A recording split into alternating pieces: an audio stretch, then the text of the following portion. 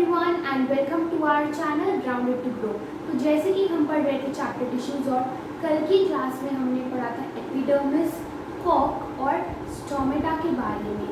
Now in today's class we are going to start with the new differentiation of the permanent tissues that is complex tissues. मैंने first class में आपको बताया था कि plant tissues two types के होते हैं।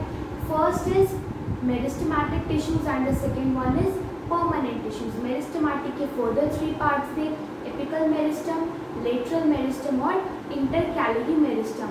तो वही जो परमानेंट टिश्यूज है उनकी फर्दर टू डिविजन थी, that is simple permanent tissues and complex permanent tissues. Simple permanent tissues के हमने थ्री टाइप्स पढ़े, that is parenchyma, collenchyma and sclerenchyma. And now we will study about the complex permanent tissues and its further two categories, that is xylem and phloem। तो चलिए start करते हैं complex permanent tissues के बारे में पढ़ने से। अब बेसिकली मैंने आपको बताया था कि कॉम्प्लेक्स परमानेंट टिश्यूज क्या होते हैं। कॉम्प्लेक्स परमानेंट टिश्यूज वो टिश्यूज होते हैं जिनमें एक से ज़्यादा तरीके के सेल्स होते हैं, यानी कि वो टिश्यूज, वो ग्रुप ऑफ सेल्स जिसमें सिर्फ एक ही तरीके के सेल नहीं होते बल्कि काफ़ी सारे या फिर more than one kind of cells are present in a kind of tissue, so that such tissues are called complex permanent tissues. तो चलिए हम देखते हैं कॉम्प्लेक्स परमानेंट टिश्यूज की आखिर डेफिनेशन क्या होती है। कॉम्प्लेक्स टिश्यूज और complex permanent tissues they consist of more than one type of cell having a common origin which coordinates to perform a common function। यानी कि कॉम्प्लेक्स परमानेंट टिश्यूज क्या होते हैं, वो टिश्यूज जिनमें एक से ज़्यादा तरीके के सेल होते हैं but they have a common origin. यानी कि चाहे हमारे सेल्स तो एक से ज़्यादा तरीके के, लेकिन उन सभी सेल्स का कॉमन ओरिजिन होता है which coordinate to perform a common function. और वो सारे सेल्स एक साथ कोऑर्डिनेट करके, एक साथ मिलके एक ही फंक्शन को परफॉर्म करते हैं। तो यानी कि कॉम्प्लेक्स परमानेंट टिश्यूज वो होते हैं जिनमें एक से ज़्यादा तरीके के सेल्स होते हैं, लेकिन उन सेल्स का कॉमन ओरिजिन होता है और वो सभी सेल्स एक कॉमन फंक्शन या फिर एक ही गोल को अचीव करने के लिए काम करते हैं। Now the next is basically जो कॉम्प्लेक्स परमानेंट टिश्यूज होते हैं उनका प्लांट्स में क्या काम होता है। Their main function is to transport water, nutrients and food materials to different parts of the body. Like suppose आपने ये तो पढ़ा होगा कि जो प्लांट है उसे न्यूट्रिएंट्स कहाँ से मिलते हैं, सॉइल से। सो सॉइल से जो रूट्स हैं वो न्यूट्रिएंट्स को लेती हैं and then they supply to the different parts of the plant. तो बेसिकली जो न्यूट्रिएंट्स, वाटर या फिर जो फूड मटेरियल प्लांट को मिलता है उसे प्लांट के बाकी पार्ट्स तक पहुंचाने का काम कौन करते हैं, complex permanent tissues. And complex permanent tissues are of two types, xylem and phloem.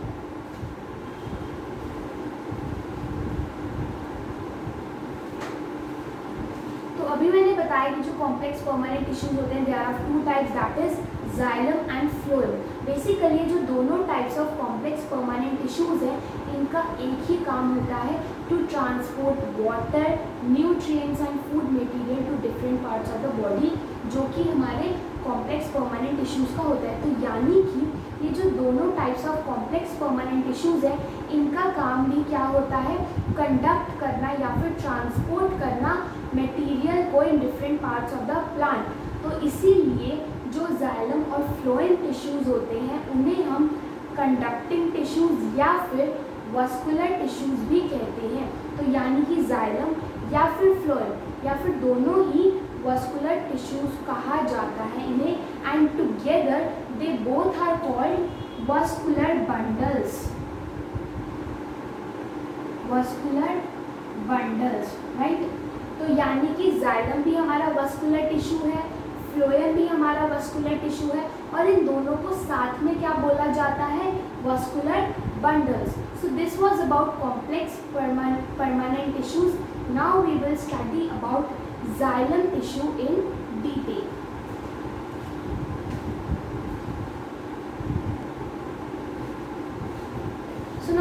Study about xylem. मैंने अभी बताया कि जो जाइलम और फ्लोएम है as they are the part of complex permanent tissues, और कॉम्प्लेक्स परमानेंट टिश्यूज का काम क्या होता है, ट्रांसपोर्ट करना फूड मटेरियल वगैरह वगैरह को to the different parts of the body. तो जो जाइलम और जो फ्लोएम होते हैं उनका भी सेम काम होता है। So xylem is a conducting tissue. अब बेसिकली हमने ये देखा कि कॉम्प्लेक्स परमानेंट टिश्यूज में बहुत सारे काइंड्स ऑफ सेल्स होते हैं एक काइंड ऑफ टिश्यू में। In xylem we have 4 kinds of cells which come together to form a xylem tissue. अब बेसिकली ये चारों कौन कौन से सेल्स होते हैं, चलिए इनके नाम देखते हैं। First is tracheids, second is vessels, third is xylem parenchyma and the fourth is xylem sclerenchyma. तो जाइलम में कौन कौन से सेल्स होते हैं?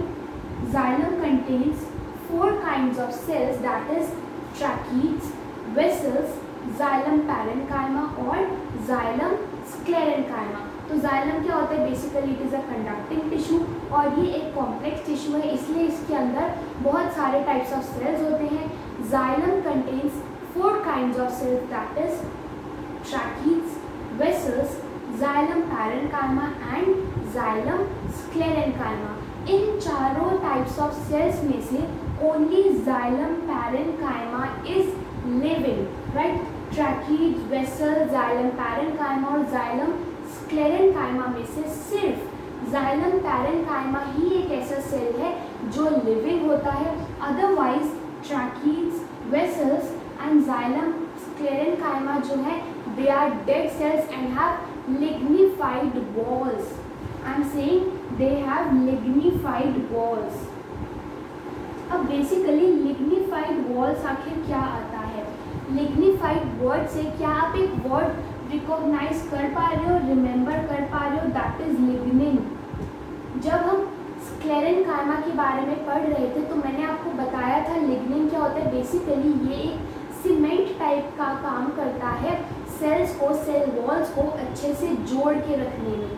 तो यानी कि जो जाइलम के 4 टाइप्स ऑफ सेल्स हैं उनमें से सिर्फ जाइलम पैरेन्काइमा ही एक लिविंग है और जो बाकी तीनों हैं उनके पास लिग्निफाइड वॉल्स है। यानी कि जो ट्रैकीड्स, वेसल्स और जाइलम स्क्लेरेन्काइमा है उन तीनों की वॉल्स के, सेल वॉल्स के पास लिग्निन होता है। That is like a cement like substance जो सेल वॉल्स को आपस में जोड़ के रखता है।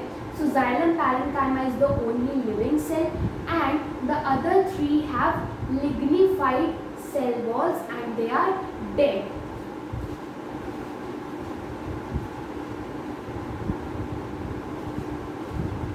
Now let us discuss each one of the types of cells that combine together to form a xylem tissue in detail। सबसे पहले हम पढ़ते हैं वेसल्स के बारे में। Basically vessels are the most important cells for xylem. यानी कि जो हमारा जाइलम टिश्यू होता है उनमें से जो चारों सेल्स है that is xylem parenchyma, xylem sclerenchyma, tracheids और वेसल्स, उन चारों में से सबसे इम्पॉर्टेंट जाइलम टिश्यू के लिए कौन सा सेल होता है? Vessels. So vessels are the most important cells for the xylem tissues. Next, they are shorter and wider than the tracheids. यानी कि जो ट्रैकीड्स होते हैं उनके कंपैरिजन में जो वेसल्स होते हैं they are shorter in length and wider in their diameter. But जो वेसल्स होते हैं they are actually long tube like structures formed by a row of cells placed end to end. यानी कि vessels क्या होते हैं? बेसिकली होते तो वो भी लॉन्ग ट्यूब लाइक स्ट्रक्चर है but just they are smaller than tracheids. यानी कि वेसल्स अपने आप में काफ़ी लंबे होते हैं, ट्यूब लाइक स्ट्रक्चर होते हैं। That is they are the long tube like structures which are formed by a row of cells placed end to end. यानी कि जब हमारे बहुत सारे सेल्स हम एक रो में प्लेस करते हैं then that forms a vessel. कुछ इस टाइप का स्ट्रक्चर होता है वेसल का, आप ये देख सकते हो। This is a long tube like structure जिसमें हमारे पास काफ़ी सारे जो सेल्स हैं वो एक रो में प्लेस किए हुए हैं end to end. So this is the structure of a vessel. So vessels are the most important cells for xylem tissue. They are shorter and wider than tracheids. अगर आपको इन दोनों पॉइंट्स में कंफ्यूजन हो रही है तो लेट मी टेल यू कि अगर हम बिना कंपैरिजन के देखें तो जो वेसल्स हैं they are long tube like structure, they are the long tube like structures formed by a row of cells placed end to end. लेकिन जब आप वेसल्स का कंपैरिजन ट्रैकीड से करोगे देन यू विल फाइंड कि जो वेसल्स का साइज है चाहे वो लॉन्ग होती हैं but still their size is small than that of tracheids. अब आपको ये देख के लग सकता है कि it is a long tube like structure. अगर मैं यहाँ पे दूसरा स्ट्रक्चर ड्रॉ कर दूँ सपोजिंगली दिस स्ट्रक्चर, राइट, तो क्या आप कह सकते हो कि this structure is smaller than this? तो यही है सेकेंड पॉइंट में, क्योंकि जो ट्रैकीड्स का साइज है वो वेसल से बड़ा होता है। Actually vessels are long in itself, लेकिन जब हम उन्हें कंपेयर करेंगे ट्रैकीड से then we see that they are shorter and wider than the tracheids. So vessels are shorter and wider than tracheids and they are the long tube-like structures which are formed when a row of cells are placed end to end.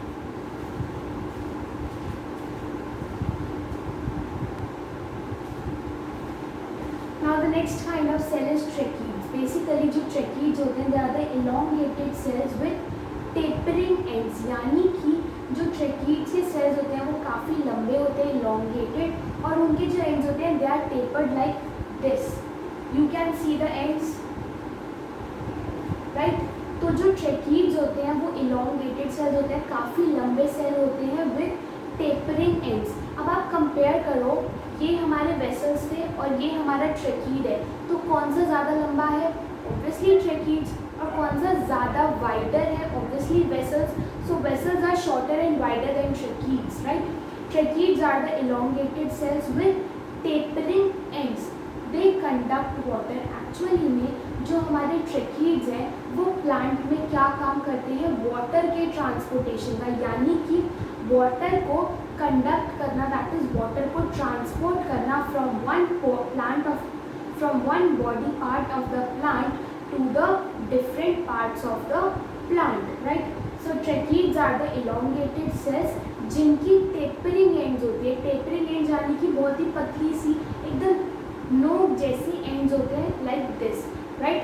And the tracheids are used to conduct water to the different parts of the plant. Now the next point, basically tracheids don't have open ends, so water passes through पिट्स।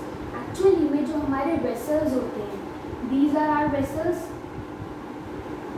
right? तो जो हमारे vessels होते हैं उनके जो ends होते हैं they are open, यानी कि this is open. Let me draw it dotted for more clarity.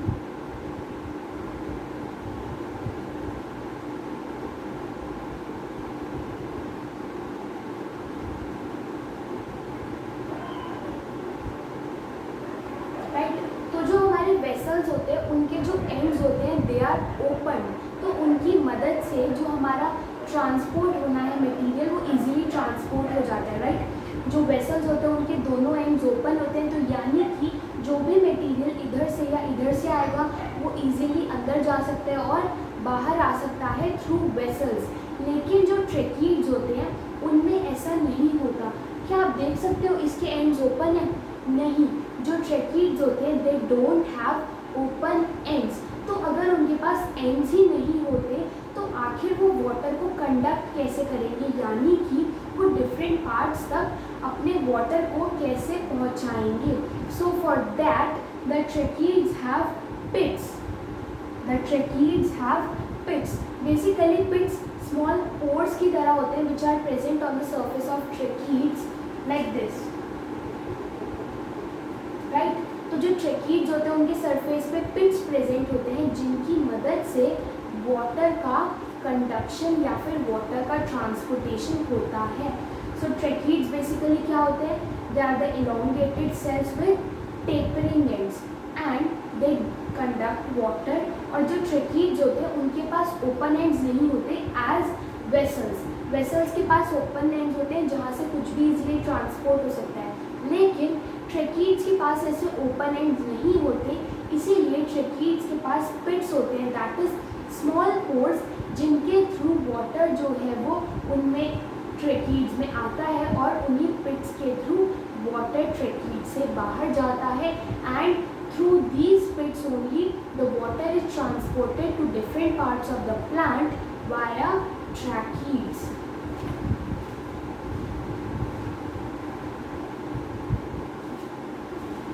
Now the next two kinds of cells in xylem tissue are xylem parenchyma और xylem sclerenchyma. Basically xylem tissue में हमें ज़्यादा focus के साथ tracheids और vessels के बारे में बताया गया है.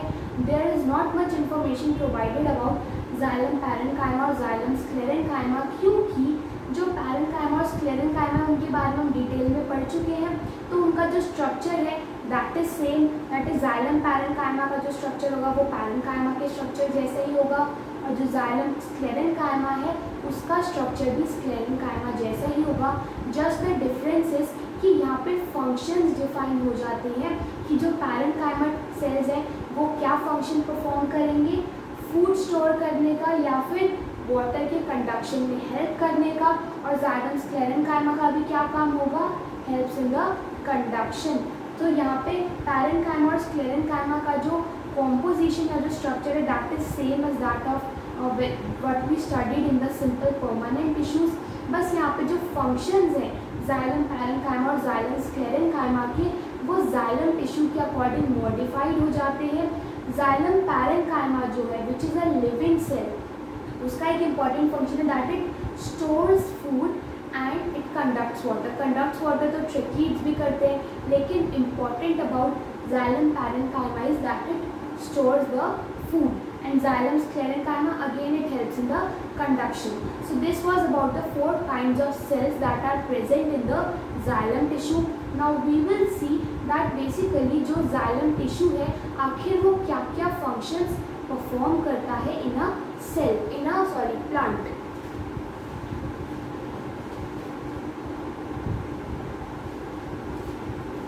Now the functions of xylem tissue, basically हमारा जो xylem tissue है वो 2 functions perform करते हैं, but the most important function of xylem tissue is to carry the water, minerals और salts upward. यानी कि जो basically हमारी roots होती हैं, right? जो roots होती हैं वहाँ से हमारी जो shoot या फिर stem, leaves, जो हमारा part of the plant above the surface होता है वहाँ तक इन सभी चीज़ों को ट्रांसपोर्ट कराना, यानी कि रूट से शूट्स तक लेके जाना या फिर शूट तक लेके जाना डिफरेंट मिनरल्स, वाटर, फूड को is the work of the xylem tissue. तो xylem टिश्यू क्या करता है, बेसिकली जो रूट्स हमारी सॉइल से मिनरल्स, वाटर या फिर जो फूड लेती हैं उन सभी न्यूट्रिएंट्स, वाटर वगैरह को xylem टिश्यू जो है वो different parts of the plant तक पहुंचाता है. अब बेसिकली इसमें अपवर्ड क्यों लिखा हुआ है, रूट्स जो होती है वो हमारी बिलो द ग्राउंड होती हैं और जो हमारा प्लांट होता है that is above the ground. तो यानी कि जब रूट्स हमारी नीचे हैं वहाँ से हम ऊपर लेके आ रहे हैं, यानी कि it's coming upward. So that's why जो xylem टिश्यू है उसका काम क्या होता है, to carry the water, the minerals और द सॉल्ट्स और the food that is taken up by the roots from the soil to the different parts of the plant upward. Now the next function is basically xylem tissue also provides mechanical strength to the plant body. अब basically xylem tissue mechanical strength कैसे provide कर सकता है, मैंने आपको बताया था कि of the 4 cells of xylem tissue only xylem parenchyma is living and the other 3 that is tracheids, vessels and xylem sclerenchyma have lignified walls. lignified walls यानी कि एक सीमेंट जैसा सब्सटेंस दैट इज लिग्निन वो present होता है between the cell walls of these cells, जिसकी वजह से वो आपस में काफ़ी कॉम्पैक्टली अरेंज होते हैं और उसकी वजह से हमारे प्लांट को, हमारी प्लांट बॉडी को मैकेनिकल स्ट्रेंथ मिलती है. तो xylem के 2 फंक्शंस है. फर्स्ट और the most important is to carry various nutrients, water, salts upward from the roots to the shoots, and the next is to provide mechanical strength to the plant body. तो इसी के साथ हम आज की class खत्म करते हैं. आज हमने पढ़ा कॉम्प्लेक्स परमानेंट टिश्यूज़ क्या होते हैं और उसके अंडर xylem टिश्यूज़ के बारे में डिटेल में. do like our videos and subscribe to our channel Grounded to Grow for more related videos. Thank you.